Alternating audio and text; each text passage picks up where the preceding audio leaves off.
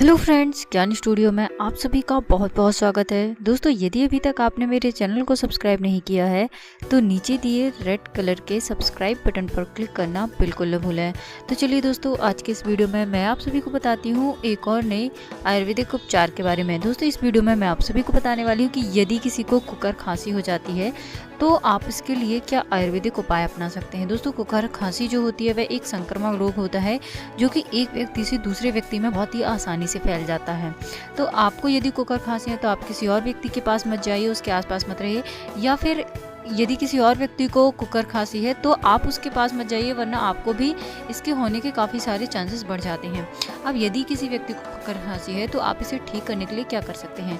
जो मक्का होता है, मक्के का जो भुट्टा होता है उसे जलाकर उसकी राख आप पीस कर निकाल लें, यानी कि जो इसके दाने होते हैं इसे आप जला लें और इसकी राख आप पीस लें और इसमें स्वाद के अनुसार आप सेंधा नमक मिला लें और रोज 4 बार चौथाई चम्मच गर्म पानी से आप इसका सेवन करें।